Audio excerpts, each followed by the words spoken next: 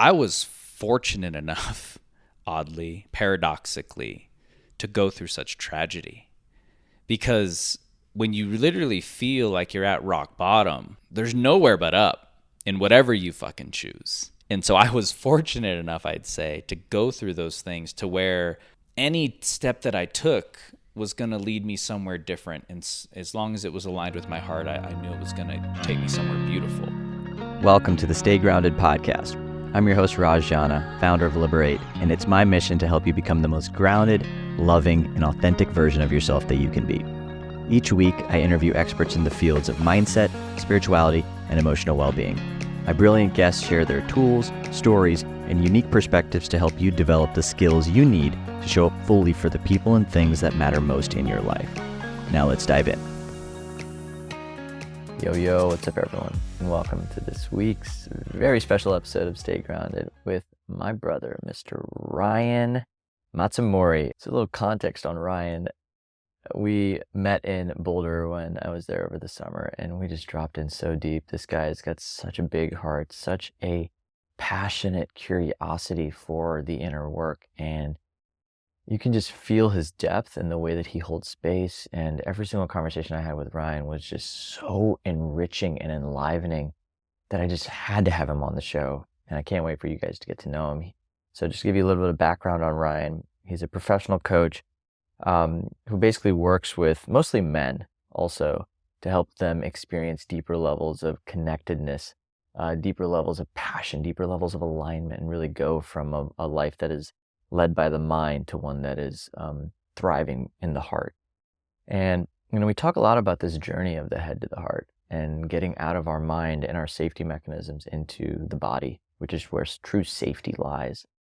And, I've been on that journey for almost 5 years now. When I really think about where I was when I first got down this path, like I was very disconnected from my emotions, very disconnected from the sensations in my body, very disconnected from the truth of what I wanted to live and how I needed to live. I was so afraid. And as I'm sitting in that frequency, like all you can do is just live in your trauma. All you can do is live in your patterns. All you can do is just live up in your mind. And the journey of going from the mind to the body to the heart is sometimes a tumultuous one. Sometimes it takes a lot of inner working to get through to the other side. But when you do get to the other side, you experience so much joy and freedom. And that's really what we speak about on this podcast, is the journey of going from the mind to the body to the heart. So I can't wait for you guys to enjoy this episode with Ryan and for you to just continue finding yourselves in our stories. We open up, Ryan also used to be an engineer who then followed the path of entrepreneurship to become a coach. And I just love bringing individuals who have made brave choices to live a life of alignment onto the show, because it's just an inspiring reminder that we all have the capacity to face our fears and to create a life that is truly one that lights our souls on fire. So I love you guys. I am appreciative of all of you for giving us the time, space, energy, and attention that you do. And without further ado, here is my buddy, Mr. Ryan Matsumori. Enjoy. Yo, what's up, brother? Hey there, brother. It's good to have you here. Dude, Ryan, it's been like such a freaking treat to drop in with you at every single encounter I've had. Like, I feel like we don't just have 5-minute conversations. Like, it's supposed to be just a, hey, hello, how are you doing? And then all of a sudden it ends up going down a rabbit hole of just deep exploration, deep heart space. And I've just so appreciated the chance to just go so deep with you in such a short period of time. I mean, I really feel like your depth and your resonance. And so I just really appreciate you taking the time out of your day to be here. And the fact that we get to go deep now with a mic to capture a few of the the crazy conversations that we've been having is really special. So, yeah, I think the first thing that comes to mind is I know so many people that can relate to that. And what I'm pointing to is they're having conversations with their friends or with their friend, and afterwards they're like, oh, we should have recorded that. There was just so much that came through that people need to hear, that this, these are things that everybody's thinking and feeling. We should have recorded it. So I love and I appreciate that you're a man who's intentionally creating the space, the time, the effort, the energy to actually capture these conversations that are authentically happening and that they get to be experienced by so many people that might not have the opportunity or the community to be having these conversations, or to be even aware that they are going on, because they are. And so I appreciate you putting together this structure for more and more to be shared. Thank you for sharing that, man. And I just want to name that, like, most people don't even recognize that these conversations are going on. And I think when we talk about, like, kind of the original construct of this podcast, which is like how to stay grounded in a world that wants you to not stay grounded, I think one of the biggest things that keeps us from being grounded is thinking that none of these conversations are actually happening. You know, it's thinking that we're alone. It's being fed the news. It's being fed all these inputs that want us to be scared, that want us to be in a state of fight or flight, that are triggering our nervous systems and are pulling us out of authentic connection to what's true here and now. Right? Like, when you're connected to another human being, there is no fear. It doesn't matter what their political affiliation is. It doesn't matter what color they are. It doesn't matter what orientation they are. When you're just dropped in with another human being, there is just connection and presence. And I feel like that's what you're really referring to, is that, like, we've almost gotten to the state of we're so we're more connected than we've ever been, yet there's so much beauty that happens behind the scenes that doesn't get talked about. And I think that's ultimately what I know this podcast can be for people. And I hope that, and so I appreciate you bringing that up, because it is so, you know, I feel, and I'm sure you do too, just feel very blessed and lucky sometimes that, like, we just have all these resources around us. I'm curious to know, like, you know, in your experience, just having these conversations with people, like, what do you think is, like, one of the biggest factors that pulls us out of just being in a more grounded state on a regular basis? Like, what do you think are, like, and how can we be aware of those tendrils that are just kind of connected to us, whether they're consciously connected or unconsciously connected, so that we can be more aware of what's actually driving our behavior? The first thing that comes to mind, and there's so many different webs that this can go off into, self-judgment. I think it's the starting point that keeps us from being deeply connected with ourself. And when we're not deeply connected with ourself, we can't be deeply connected with other.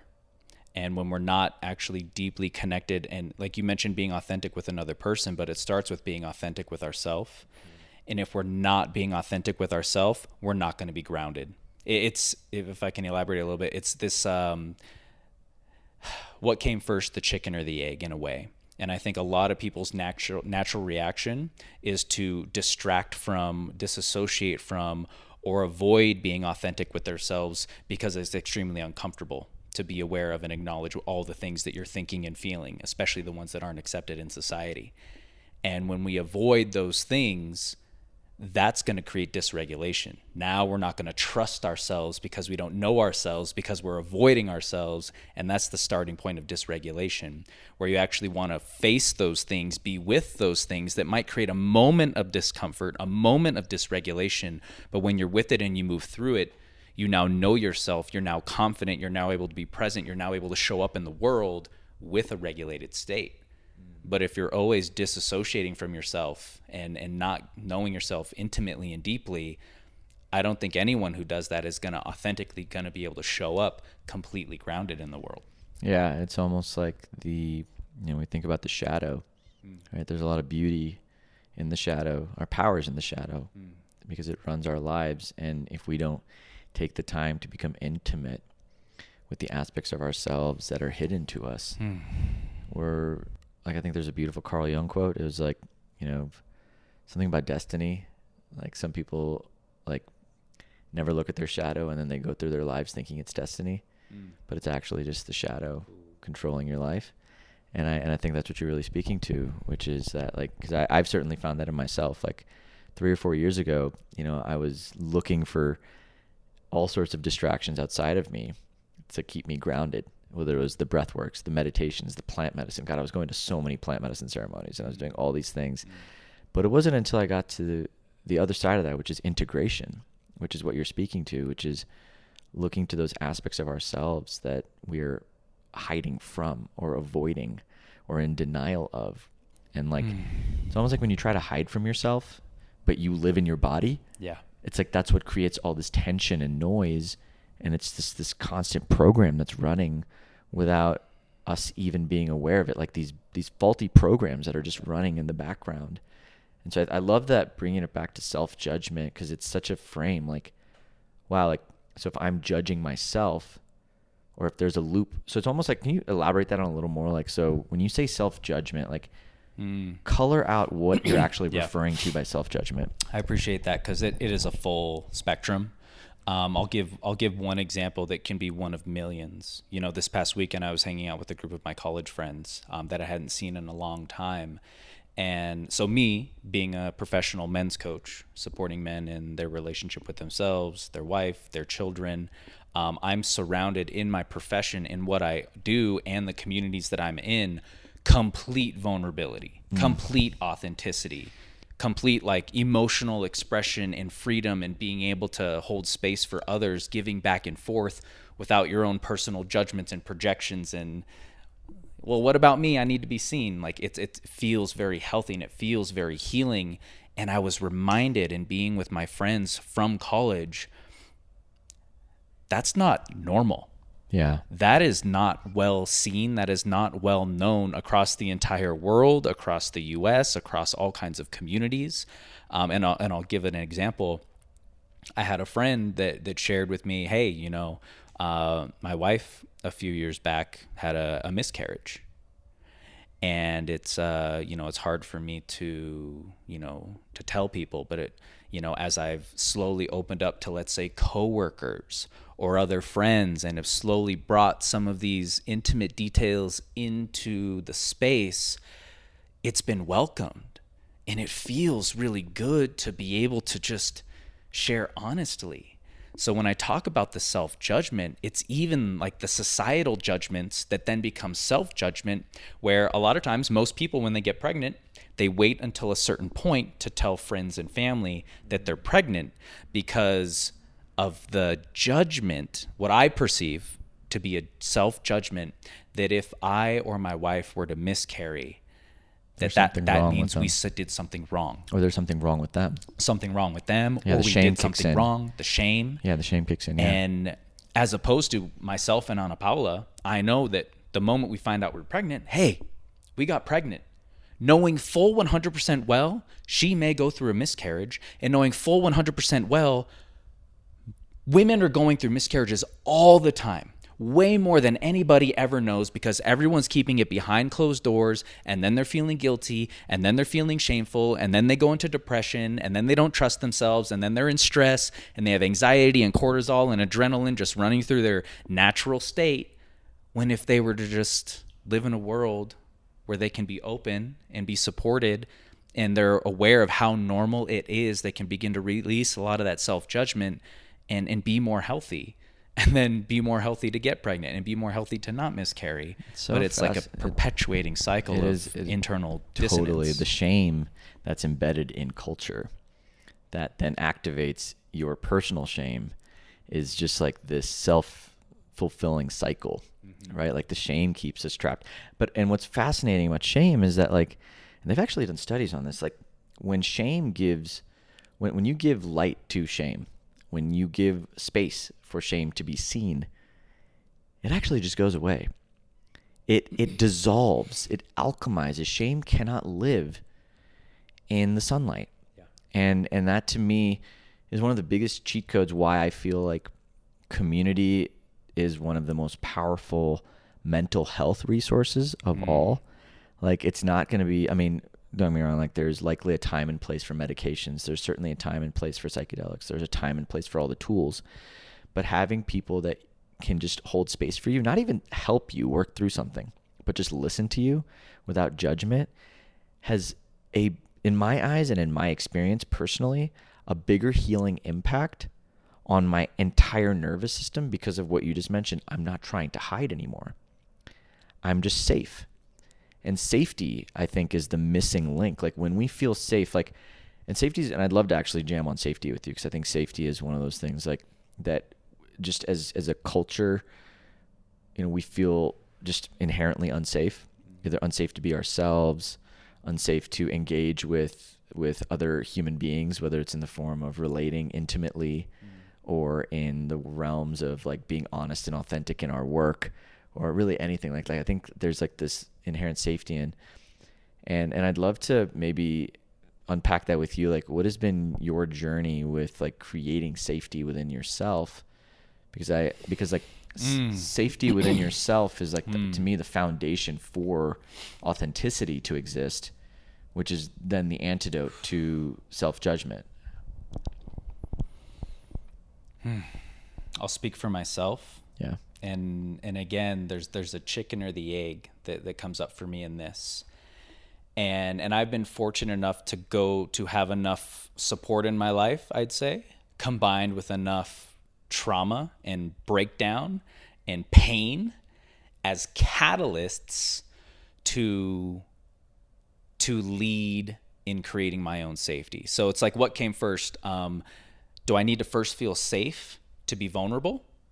Or if I lead with vulnerability, do I then realize it's okay to be safe? That's a beautiful question. And I mean, I'd love to, I guess it could be both, right? They're both tools and pathways in to an ultimate end zone, which is just safety, right? Like, it's kind of like the thing, like if you're afraid, do you work through the fear and then take the action, or does taking the action just dissolve the fear? Exactly. Right. Exactly. Yeah. And so I feel that for me, and I'll share with the audience because, we want all of this to be relevant. So my background, I was a mechanical engineer for 10 years in San Diego. And I went through a marriage and a divorce and like a huge, unexpected, cataclysmic breakdown that neither I or her could have ever predicted or saw coming, that just devastated the both of us and brought us down to like rock bottom, breaking down of all societal conditioning, all kinds of things, to then emerge as who we were really meant to be, separate from all of those things. And so there's a quote from Fight Club that represents my life experience, that it's only after you've lost everything that you're free to do anything. And so I had hit so low in that emotional turmoil that starting to just lead with vulnerability wasn't going to be nearly as painful as I thought it was, because I've already reached so much pain. And, in leaving engineering and becoming a life coach, now a men's coach, imagine what my parents would think. Yeah. This was 7 years ago. And my fear, because for the audience, like, who wants to make life transitions, you're not in the job that you want, the relationship that you want, you're afraid of judgment, making the wrong decision. I was so afraid that if I left engineering and became a coach, that everyone was going to leave me. My parents were going to leave me. My brother was going to leave me. My friends were going to leave me, because I would no longer then be who everybody thought I was and who I thought I was. Yeah. I wasn't playing this role of engineer. I'm now playing this role of something completely different. And so it was learning to follow your heart. You got to learn to follow your heart outside of your conditioning. Take that next step, and then you will consistently see that people will love you for it. They will not leave you for it. And if people do leave you, they're meant to leave you, trust me. So it was the fear that I would be completely rejected, still the courage to take the next steps, and seeing that I'm accepted and loved even more, and that people actually wanted that more from me, and they loved it more from me. And then it gets celebrated. And so I think with generating safety on one aspect of that polarity that we talked about, listen to your heart, take that next uncomfortable action that's authentic to you, and then you're going to generate more safety for yourself. More people are going to accept you, want you, celebrate you, and the ones that don't, you're going to get clear aren't meant to be there. Well, what I've always found with safety is that, like, yes, there's that piece of being able to express and taking the courage, but there's also like a piece of safety that came from me was knowing that, like, if I say the wrong thing or if I show up the wrong way, I can handle it on the other end. So there's this like beautiful like piece of like, okay, like this other person will accept me, and there's a piece of like training, safety training in that, and like showing that like, oh, other people are not as bad as I think they are. Right. And if they are, whatever. But then on the other side of that, it's like, hey, actually, like, I've got me. And like me sharing myself, me being authentic in my expression, me showing up fully has actually nothing to do with them. I love myself so much that I want myself to be seen. And so like there's this piece of self-love that's attached to safety, because I think when you love yourself enough, you get to a place where like, wow, I value this relationship with me more than I really like this is the relationship that matters most. And so like if I'm not being authentic with my needs, if I am hiding how I feel out of a risk of being rejected, blamed, ridiculed, dismissed, ostracized, at the end of the day, like, okay, I'm either maintaining a relationship in my head with someone else or a real authentic relationship with me. And so like for me, like the journey into safety, I remember in my last relationship, like that was what was so huge. Like I had to practice that because in my previous relationship of 9 years, like I didn't have that foundation of self-love. Yeah. But when the self-love came online, then all of a sudden I was like, oh wow, okay, yeah, like I could either keep that to this to myself or I can be authentic. And then that's when it's almost like the courage started building. Yeah. From that space of like, okay, like I matter. Yeah. And that's the foundation. And if that's the foundation, then I think all the other things sort of just fall into place, because naturally you'll find your little cracks and crevices to stretch that safety muscle, because it's coming from that place of authentic self-love. There's something you said that I'm curious about. You said getting to the point where you realize that I've got me. What would you say for you were the practices or the experiences that you had that started to cultivate more of the sense or the authentic, genuine feeling of, okay, maybe I am okay. Maybe I do got me. So as I'm connecting to that, I think it's when I say I'm not just referring to me. I'm referring to the greater I. Like there's like Raj, and then there's like higher self, then there's like the universe. And I think I'm like, when I think of like just oneness, I'm connecting to all of that. So when I say I got me, I'm not saying Raj in this physical form has got him. Sometimes that is the case. Yeah. Like sometimes I look at my brain, I look at my capacity. I have a journal that I've literally written down with like 300 things that I've accomplished in my life. And so anytime I feel like crap, I just go back and read that. Yeah.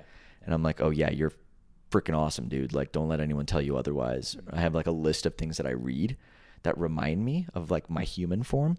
But I think at the grander level, I've cultivated this. And I think this is a cultivation. I think faith is a muscle that gets built over time. And I think those micro moments where I get an opportunity to practice, like, okay, can I surrender and just trust that me sharing this thing that I'm so afraid of, or me going into this thing I'm so afraid of, or me trying this thing I'm so afraid of, it doesn't matter if I succeed or fail, because at the end of the day, like whether it's life, nature, Gaia, Pachamama, whatever, the universe, or just me, like I'll be okay. And I think there's a deep safety in that. Like, oh yeah, you know, like the infinite safety. That's to me, like that is like when we think about staying grounded, just as we live throughout this chaotic life, like I think that is the ultimate muscle and skill set to cultivate and build. Wow. Yeah, I'd love to know, like, what is your relationship to faith? I think, like, you know, because to me, and this is in my eyes, and I'd love to hear your perspectives if there are tools that you found in your life, like, to really cultivate more of that, like, I got my own back. And I also love to learn, like, what role does faith play in your own practice as a man, and as you kind of lead yourself and others through a life that gives you a lot to not believe in. Yeah. You know? Yeah. It's interesting because third time it's come out now, chicken or the egg. You know, when people on this journey of safety and let's say faith or spirituality, sometimes once, like, let's say practical human tools to generate safety, and then the spirituality to experience that. Some people, it takes just going with the practical, pragmatic tools first to generate that initial sense of safety in the body and the nervous and system. what do you think those are? Like, just as a let's just name them for what Yeah. they are, because I think you brought up a really important point of like kind of the basic tools, and then there's the spiritual tools, and I think those are two different toolkits that are useful in general. Like, there's not one over the other. It's just they're both. So I'd love to let's paint a picture of what those basic ones are. So if we were to keep it to the basic fundamentals, generalizing for most human beings that I've experienced, especially in Western culture, because there's different things that work better for different people. Yeah. But in general, the main philosophy that I advocate for, that has worked for me, that has worked for all my clients, I've worked with hundreds of clients, lots of type A financial advisors, out of the head into the body, out of the head into the body, like whatever you can do to get into your body. And this is where you need to start. This is where we all get to start in regulating our nervous systems. We're not taught this. We're actually taught to shut this down. Look at children with the energy that flows through them. They are fully embodied. They're happy, they're happy. They're sad, they're sad. They're angry, they're angry. They can move through things. So they can go from crying to laughing and playing and back and forth so quickly and so authentically, because they're fully embodying it and allowing themselves to fully move through it.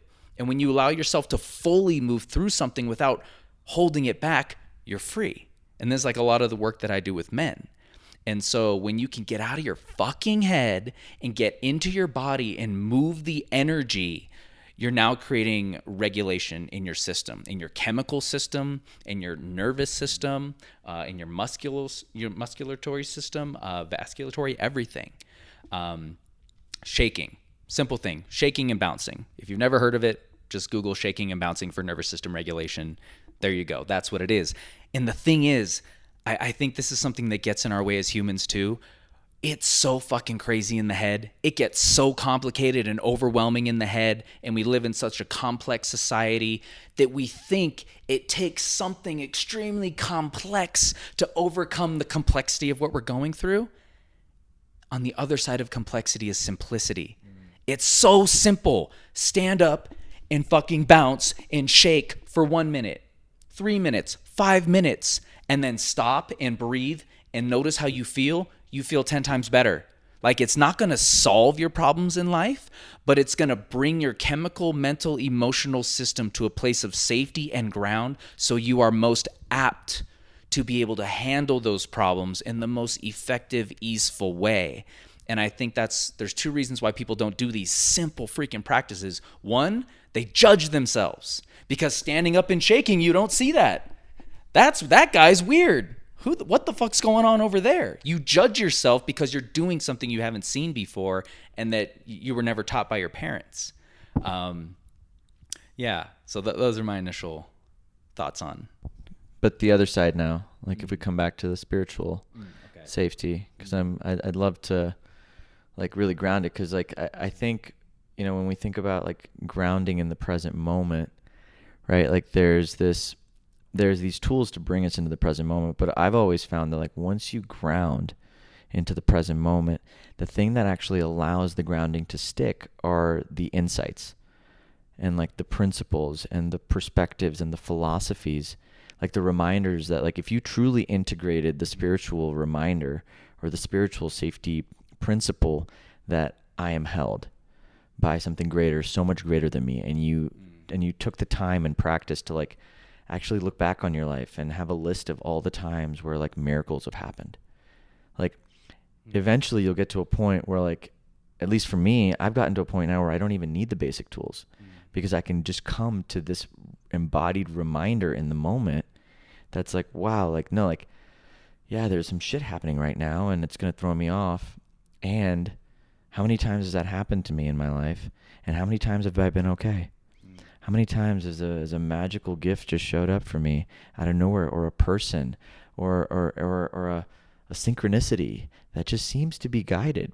Yeah. It's like the perfect person with the perfect message at the perfect time, or I'm on Instagram and I see the perfect video. It's like, so there's this balance I'm finding, and I'm curious to know, like, is there What these like principles have shown up for you in your life? Like, what insights continue kind of being reminded for you in a way that continue reinforcing this sort of embodied sense of safety?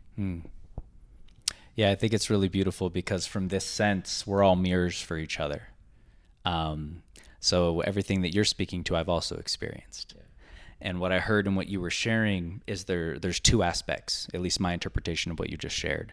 There's a belief aspect in the spirituality, and then there's a where you choose to focus. Okay? And I'll elaborate on these. So from a belief side, whether someone's Christian or Hindu or atheist, whatever it is, there's a quote from Einstein that I love. He has so many amazing quotes. I think in essence what it says is the most important question for you to answer in your life is whether you live in a friendly or a hostile universe, because that's going to shape every one of your experiences from that focal point. So do you live in a friendly universe intrinsically or a hostile universe intrinsically? And then that will frame how you experience yourself in the world. So that's from the belief side. But then the other thing that I heard in what you were sharing is what you choose to focus on, because it is a choice. We can choose, like a camera doesn't capture what's actually real. A camera captures whatever you focus it on. Yeah. And so where are you choosing to focus your camera? You can focus your camera. I call it a brag book, for my clients, where they write down all the things that they've accomplished, because we so often are judging ourselves and looking at where we fell short versus where we were fucking amazing. Yeah. And so where are you focusing? Are you focusing there? Are you focusing on all the relationships that have supported you in rough times? Or are you focusing on all the relationships that cut you down to bad times or didn't support you in those bad times? So those are the two things, the spiritual side on your basic fundamental belief system, as well as what you're focusing on. I think the belief system is really important, because I think that speaks to an even deeper, there's systemic shame, and then there's also systemic belief systems that we're carrying in us, right? So there's beliefs about what happens after we die, which I think is the biggest belief that stops us from being grounded. Like, if we believe we are endless souls on infinite timelines and that life and birth and death are just endpoints, to me, like, that gives such a grounding sense of like when I go back to nature and I go and I look at the oceans and I'm just like, wow, these oceans were probably doing the same fucking thing when I was born, and they're going to be crashing the same fucking way when I die. There's this like kind of letting go of like this attachment.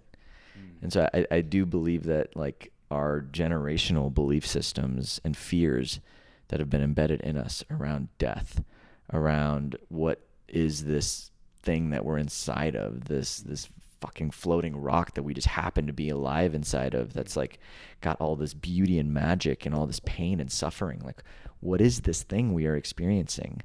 I think the belief systems that we carry, oftentimes from religion or culture or parents, that then shape the way we see the world, get in the way of us being able to navigate intense periods and times of crazy change. Like, we're living in an unprecedented time right now with so much change, so much evolution, so much happening at light speed.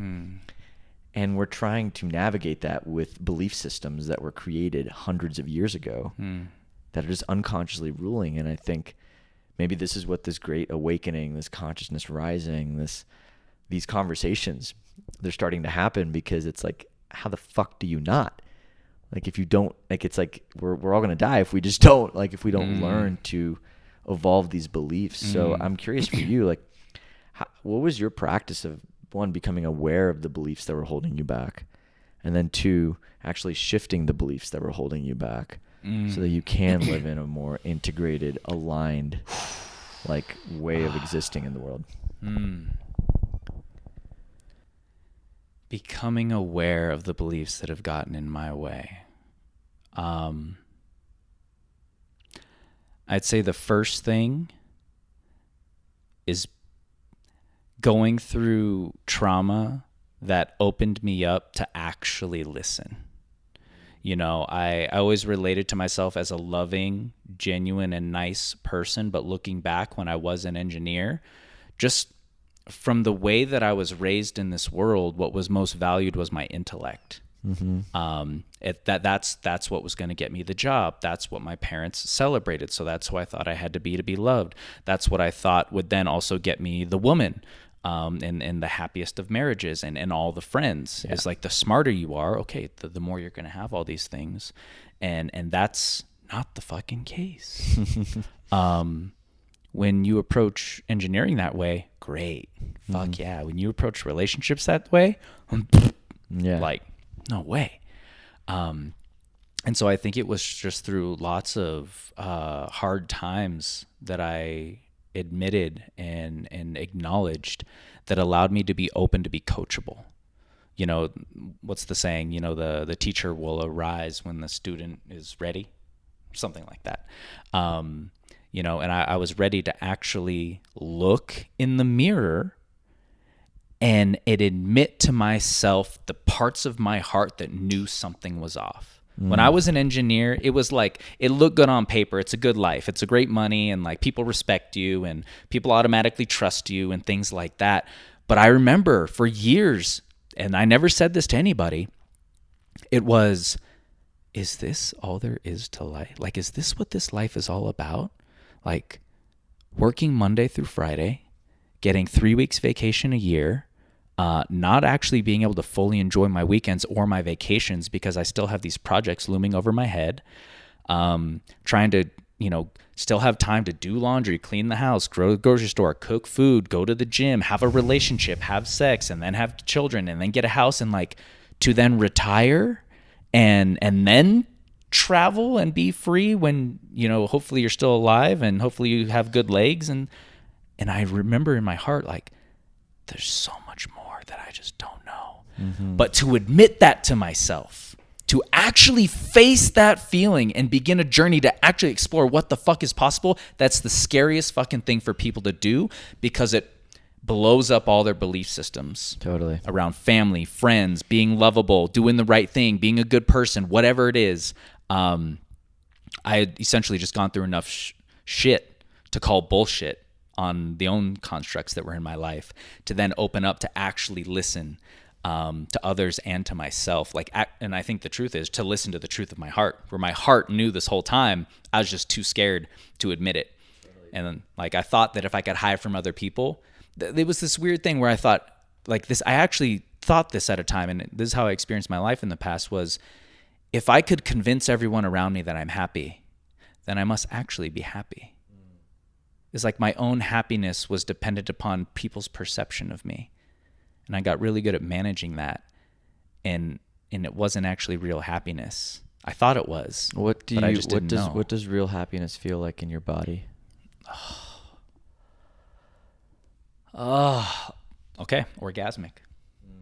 It feels orgasmic, like the liberation to feel and to express and to enjoy a meal, to enjoy the warmth of the tea, to enjoy stretching my leg, to enjoy connecting with a friend, and like not feel afraid to express my joy for fear of judgment, for fear of being weird.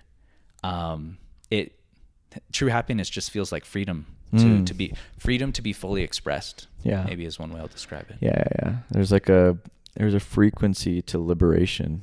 There's a reason why I called my company Liberate, because I was like when I was really trying to capture like what is the feeling. It's not healed, and it's not like, because healing implies that you're broken and like there's something to fix. Like, but when I think of like the frequency of liberation and like what that feels like, it just feels so juicy and like alive, and you feel uninhibited. There's like a nature to just like the primal essence of being your most authentic self that just feels easeful and connected. And when you source your power from something that isn't external, it's internal, that higher I, like when you source all your power from there, there's this state of like just being that is so exquisite in my eyes. And it sounds like you've had a very similar experience of that exquisite kind of frequency that's just so yummy, because it's not actually your mind trying to fit you in a box that is going to sit inside of a construct, which is a belief system that somebody else is running with, or a community is running with, or the world is running with. Like, you're actually aligning with your own internal belief systems. How did you, so, all right, you became aware of these sort of beliefs that were getting in the way, and you trusted, there was a heart frequency that kind of came up, right? How did you then know which beliefs to replace it with? Like, because it's like, I feel like when we lose something, I think this is a big reason why most people don't actually leave their communities and leave their friends and try to change, because it's like, if I'm not this, who am I? And I think that who am I place is a really scary place for people. So I'd love to maybe even spend some time talking about, like, okay, you went through this change where you unraveled, and it sounds like I also heard you hit a rock bottom moment, right, in your marriage and in your life. Like, how did you, like, what was the journey to then, like, kind of recreating your identity to be more in alignment with your most authentic self? Well, brother, and this is why I continue to have compassion for so many people. Like, I was fortunate enough, oddly, paradoxically, to go through such tragedy. Because when you literally feel like you're at rock bottom, like, there's nowhere but up in whatever you fucking choose. So, like, you take a next step in this area, like, it's better than where you were before. You take your next step in this area, it's better than where you were before. And so I was fortunate enough, I'd say, to go through those things to where any step that I took was going to lead me somewhere different. And as long as it was aligned with my heart, I knew it was going to take me somewhere beautiful. Where so many people, they haven't experienced enough pain to, one way I'll say it is, we choose our discomfort in life. Okay. There's the discomfort of working out and exercising. And there's the discomfort of being unhealthy and sick. Choose your discomfort. Yeah. Choose your heart. I love that. Like, choose your heart. Yeah. Choose your heart. It's one of my favorite, continue. It's my favorite constructs. And so that's what I'm speaking to is so many people aren't able to, or aren't ready, able, or choose to make these shifts because of the discomfort that they're choosing. Yeah. They'd rather choose the discomfort of living a fake life, not acknowledging the parts of them that don't like this, don't like that, don't agree with this. But that discomfort isn't worth the perceived discomfort of losing community or losing friends or losing family. Well, and it's a false fear, right? Like, because I feel like in my life today, like, the biggest things that I was afraid of doing in my life was breaking up with my ex of 9 years, because that I knew meant I was going to lose a ton of friends. I was going to lose friendships. I was going to lose community. My parents were their idea of me was going to be shattered. Like, I was going to go from this guy that had this perfectly well-maintained reputation to, like, and I was afraid for almost 4 years of breaking up with her. I stayed with her for 4 years. Ever since I had the seed that, like, she just wasn't the right girl for me. Yeah. And now I'm looking back on my life and I'm like, wow, I have people who truly love and see me for me. It's like, there's these fears. It's like, that's the fear. Like, the mind only creates. So the mind is like a projector.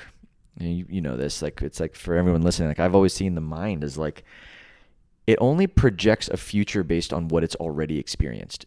And so if you're listening to the mind and you're trying to figure out and make a life decision, like, odds are, when you're thinking about it and rationalizing it and strategizing it and planning a path, you're actually planning from a well of things you've already experienced. But if what you want to experience is different than what you've already done, it has to come from the heart, and the heart is irrational. And it sounds like the heart doesn't really know. Like, there's not really actually, let's spend some time on the heart, because I think that, like, how did you cultivate the courage to trust the heart? Well, my interpretation of the last thing that you shared is, we don't see the world as it is, we see the world as we are. And then that's what we get to look at, if we're not liking the experience that we're having. The courage to listen and trust the heart. I'll point back to where we choose, because it's a choice. We may not be aware of it. So many things we do automatically. It is a choice where you choose to point your camera and what you choose to focus on. And what I would invite for myself and for you and for everybody is to look at what your heart is saying. It doesn't mean you need to take action right away. It doesn't mean you need to honor it. Just look. A practice that I have my clients do when they're confused around something is, okay, this question you're asking yourself, ask it from your mind. All the pragmatism, the logic, the pros and cons list, do whatever. Allow that space. What does your mind say about this? Don't judge it. Put it down. Now that you got that out of the way, focus on your heart. Focus on your body. Focus on your feelings, like what it actually says now that you can like decapitate yourself in a way. And then write that down. Honor, like, again, you don't need to take that action, but just see what's happening. And then also think and then from the gut, what does the gut say? And that's an instantaneous practice. And when you're answering from the gut, it doesn't make any logical sense. Do I want to break up with this person? Yes or no? The gut might say purple, pig, green, no, red. Oh, there was a no in there. And if you practice listening from the gut and you're taking more than 2 seconds, you're back in your head. What's fascinating about this is I think most people are just afraid to go through a process like that because they don't want to admit the answer to themselves. They feel like being in denial of the truth is safer, back to the safety piece, than connecting to the authenticity. And I would offer for anyone listening that I believe that if we harbor our denials, that's what leads to sickness. That's what leads to aging.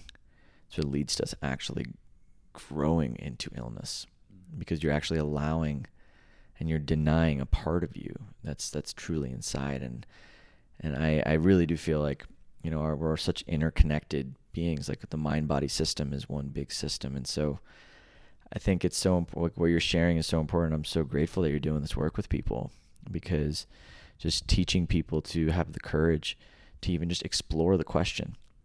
This has nothing to do with taking the action that comes, there's nothing to do with taking the actual action, but just have the courage to ask yourself the question and take your time with the answer. It doesn't have to be an answer you move through tomorrow. You can do your research. You can do your due diligence. When I left my corporate job, I used to be an engineer too. I don't know if I told you that. I was a petroleum engineer in my past life. When I left my corporate job, I knew I wanted to leave 3 years before I actually did. I built the confidence, the money coming in. I focused on my business. I didn't feel ready to leave, but I knew that it was the right choice for me, and it took me 3 years to do it. And I think there's something to be said about just the courage to giving yourself the permission, because that is self-love. Yeah, it's that is self-love. And dude, I just love you. You're such a G. I had a feeling we were going to have just the most epic conversation. And what's so beautiful about this conversation versus the other ones, I feel like generally when I experience you, you're really kind of grounded and calm. And in this conversation, I got to feel your aliveness and your passion for these topics and these conversations. And I can feel how much you care for people, because it's you almost want to shake them. Just be do you not see how brilliantly amazing you are and what's possible for your life? And I can only imagine the gift that is to the clients you work with. And I'm just very grateful that I got to experience this side of you, because it gives me a much fuller picture of the range of Ryan, and it's a really beautiful thing, man. So I just want to thank you for being as you are. It's really, really, really, really, really lovely. Thank you, brother. Thank you for acknowledging that. Yeah, I got some fire too. I know you do, and it's fucking amazing. It's great. It's nice because in the work that I do, the fire is less present. The fire is used at times when it's really necessary. But what people really need the most, brother, and this is something that's interesting, I didn't expect to be there as my main gift as a coach. I thought that the feedback that I would get around, oh my God, you're such an amazing coach, the questions that you ask, or these pieces that you bring, the feedback that I get that's most valuable more than anything like coaching related is just being able to experience me.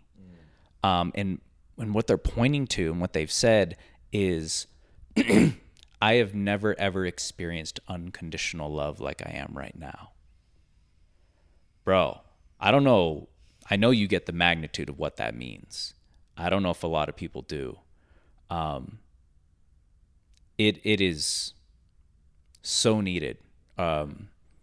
We so many people have never experienced unconditional love. And it is the most healing thing to experience. It's safety. It is the foundation of safety in my eyes. It's a co-regulation where like they're feeling something in me that they've never felt from anybody before. And they're like, holy shit, that's what it is. That's possible. Like it's right there. I felt it. Like I know it's real now. People talk about it, but I don't believe it to be real. And now they know that it's real. They know that it's possible. And it just opens up an entire new world for them. And it shows them how they can be. Like I'm just a being here to help you co-regulate your nervous system. And now that you see what's available, now you can do it. Yeah. And now let's go. Yeah. And then they're off. It's just like a confidence builder. I've always found that like, we are our own greatest healers. Like there's no person, there's no tool, there's no thing outside of you that's doing the healing. The healing is happening within you. Right? We're all just conduits for that eventuality. And I think what you just spoke to is that truth.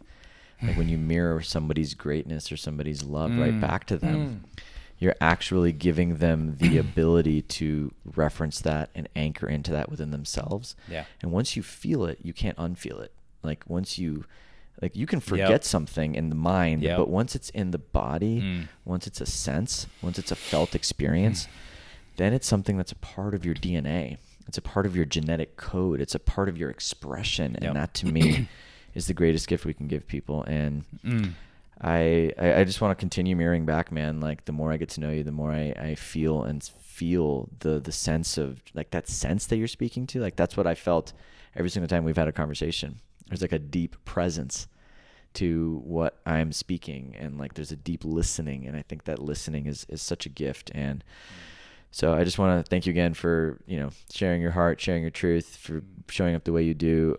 If anybody listening wanted to reach out, get in touch, learn more about your offerings, how would they do that? And could you share a little bit about the work that you do and who might be a great fit for the work that you do? Yeah, thank you, brother. I relate to myself as a little more old school.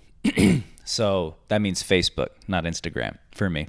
Cool. So if you have a Facebook and you want to reach out to me, Facebook Messenger, check out my page. I'm not super active on it, but there's a few things that I have on there that can, have you get a better sense of who I am.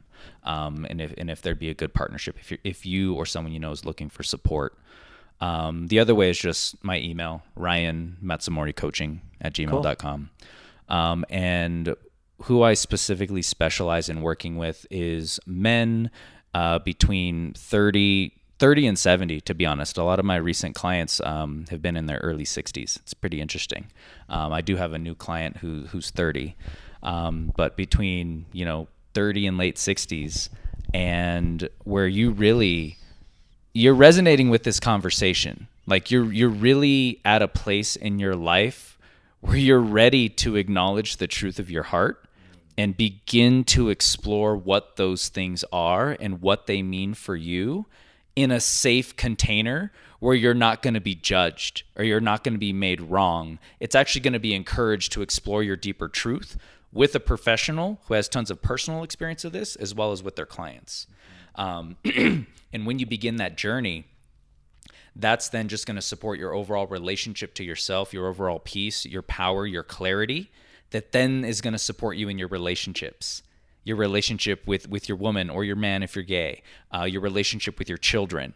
And so that's who I work with, is men who are ready to go deeper in their introspective journey, and they're super scared, and they want to improve all their relationships in their life with their women and or their children. Cool.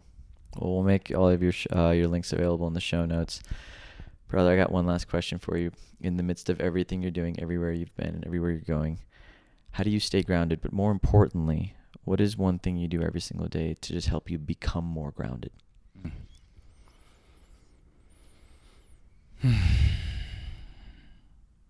It's interesting. Honestly, it's what just happened right now. I took a moment. I physically put my hand on my heart and I took a deep breath and I just let myself exhale and drop in and pause in that emptiness. That pause in that emptiness, there's so much there. It feels like endless safety. It feels like infinity. It feels timeless. That pause for me really just helps me like go from all the craziness that's here and just and when I say get out of the head into the body, literally what happened, hand on the body. Breath, intentional breath is the body. Pause. Even though it was super subtle, there was a lot of body activation that just took place. So I'd say that would be the thing, brother, because you mentioned every day. And so that would be it, is in the moment when I'm feeling overwhelmed, over in my head, whatever it is, taking the pause, hand on the heart, big deep breath in, one big exhale, pause in the spacious emptiness as long as I can, and then come back to the moment. I love it, dude. Well, brother, again, it's been a pleasure having this conversation. Thank you, I appreciate you being here. And yeah. Everybody, that is a wrap for this week's episode of Stay Grounded. I'm your host, Raj. This is your new friend, Ryan. And from us, stay grounded. We'll chat soon. Thanks for tuning into this week's episode of Stay Grounded. No matter where you're from or what you're going through, I hope it helps you remember just how incredible you are and have always been. If you're on a path of emotional healing or self-discovery and would like to learn how Liberate can support your journey, head to www.rajana.com/liberate. That is LIBER8 to learn more about our current group programs and one-on-one offerings. I love you guys, and I'll see you next week.